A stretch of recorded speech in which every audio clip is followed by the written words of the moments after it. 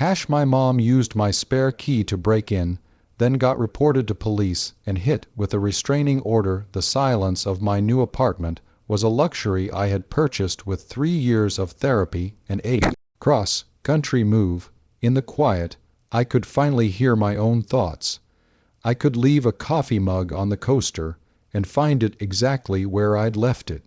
I could breathe without bracing for the sound of a key turning in a lock that wasn't supposed to turn. My mother, Elena, didn't believe in boundaries. She believed in maternal intuition, which was her shorthand for surveillance.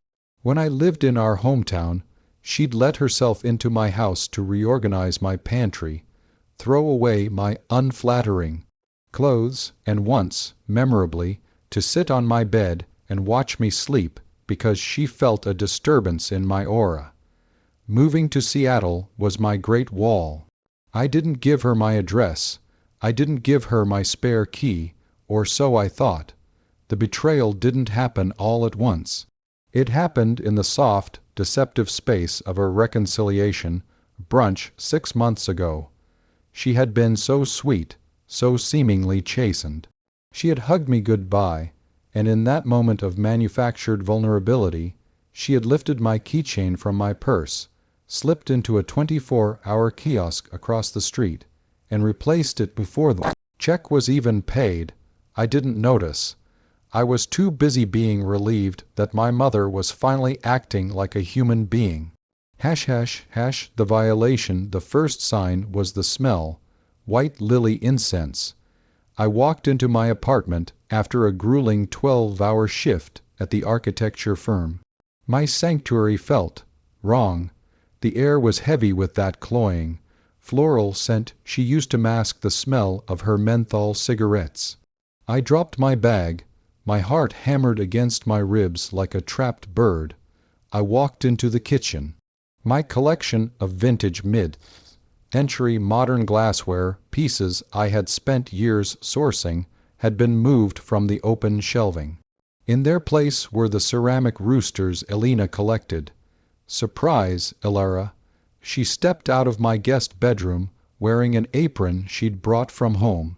She looked smug, her eyes darting around the room to catalog my reaction. "Mom, how did you get in here?" My voice was a ghost of itself. "A mother always finds a way," she said, waving a spatula. "You've been so distant, darling. I knew you were struggling. This place is so sterile. It needed a woman's touch. I've already scheduled a contractor to come by tomorrow to see about knocking out this wall. Open concepts are so much more inviting for guests. You used a key." I whispered. "I never gave you a key. I made a copy during brunch, for emergencies, and this was an emergency. You were drifting away from me." She hadn't just entered my home, she had colonized it. She had gone through my mail, my bedside drawer, and my financial records. She spent the next 3 days fixing my life. She answered my work emails when I was in the shower, telling my boss I was feeling overwhelmed and needed a lighter workload.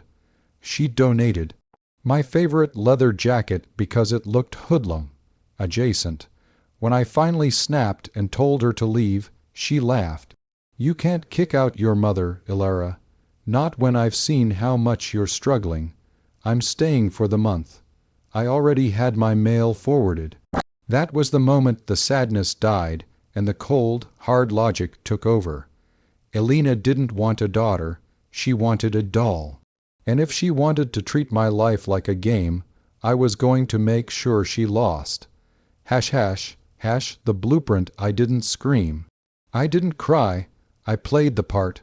"You're right, Mom," I said the next morning over a bowl of the bird seed, like muesli she'd forced on me. "I have been overwhelmed. I'm glad you're here to help." She beamed. "I knew you'd see reason." While she was out scouting local grocery stores to complain about their produce, I went to work. Revenge, I decided, would not be a scene. It would be a system. Elena's greatest fear wasn't being hated. It was being perceived as unstable or incorrect. She lived for her reputation as a pillars of the community socialite back home. She also had a pathological need to be in control. I started by installing a series of smart home upgrades, not the obvious ones, but the invisible ones. Hidden cameras legally placed in my own home, and a very specific type of home security system. Then, I began the paper trail. I sent her a formal, certified letter delivered to her while she sat on my sofa, stating that she did not have permission to be in my home and that her presence was a trespass. "Oh, Ilara, stop being so dramatic with your little papers," she laughed, tossing it into the trash. I didn't care. I just needed the delivery receipt. Next, I contacted my boss. I explained the email mix-up and told him my mother was suffering from a severe delusional episode and that I was currently working with authorities to get her help. It wasn't a lie. Her behavior was delusional. I secured a week of remote work and checked into a hotel under a different name. I left the apartment to her. But I didn't leave her alone. The execution, the climax began on a Tuesday. Elena was settled in, convinced she had won. She was likely wearing my silk robes and drinking my expensive wine. What she didn't know was that I had spent the last 48 hours setting the stage for a very public performance. At 2:00 p.m., I activated Phase 2. I used the smart home app to trigger the security alarm, not the silent kind. The neighbors calling the cops kind. From my hotel room, I watched the feed. Elena panicked, fumbling with the keypad she didn't have the code for. While the sirens wailed, I placed a call to the local precinct. "Yes, hello. I'm out of town, and my home security system just alerted me to an intruder. I've checked my internal cameras, and there's a woman I don't recognize moving through my bedrooms. She appears to be tampering with my property. Is there a chance it's a family member, ma'am?" the dispatcher asked. "I live alone, and no one has a key," I said firmly. "I'm looking at the feed now. She's opening my safe. Please hurry." I hadn't mentioned that the safe was actually just a jewelry box I'd moved to a prominent position. The police arrived in 6 minutes. Because of the intruder report, they didn't knock politely. They entered with purpose. I watched through the hidden camera in the living room. Elena was hysterical. "I am her mother. I live here," she shrieked as the officers grilled her. "Ma'am, the homeowner says otherwise. Do you have a lease? A key given to you by the owner?" I made my own key, because she's unstable. The officers exchanged a look. "You made a key to someone else's home without their permission." That was the admission of criminal trespass and possession of burglar tools. The duplicated key I needed. But I wasn't done. I had one more card to play. I called my mother's cell phone. I knew the police would make her answer it or see the caller ID. "Mom," I said, my voice projected through the smart home speakers in the ceiling so the police could hear both sides. "Why are the police calling me? Why are you in my house? I told you in the letter you weren't welcome. I have a restraining order pending, Mom. Why won't you leave me alone? You little brat." She screamed at the ceiling.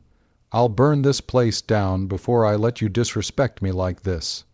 The officers didn't need to hear anything else. Threatening arson in front of 3 uniformed men while holding a burglarized key is a shortcut to handcuffs. The resolution, the aftermath, was a symphony of paperwork. The police report was scathing. The certified letter I had sent her proved her presence was willful and non-consensual. Her outburst on camera proved she was a threat. I didn't drop the charges. In the high-stakes world of Elena's social circle back home, news travels fast. I didn't have to say a word. The public record, section of the local paper did it for me. Asterisk Elena Vance, arrested for felony stalking and trespassing. Asterisk, the restraining order was granted with ease. She is legally barred from coming within 500 feet of me, my home, or my place of work. She tried to call me from her lawyer's office once, weeping about family loyalty. Loyalty is a two-way street, Elena. I told her, my voice as cold as the Seattle rain, you wanted to be part of my life so badly. Now, you're part of my legal history, forever. I moved again, of course, to a building with a 24-hour doorman and biometric locks. No keys to steal. Last week, I received a box in the mail at my P.O. box. It was from her. Inside was a single ceramic rooster, shattered into 100 jagged pieces. No note, just the debris of her control. I didn't feel angry. I didn't feel sad. I simply swept the pieces into the trash and enjoyed the most beautiful sound in the world, absolute silence. Asterisk asterisk, would you like me to expand on any particular part of the story, perhaps focusing more on the legal fallout or a specific confrontation between Ilara and her mother? Asterisk asterisk.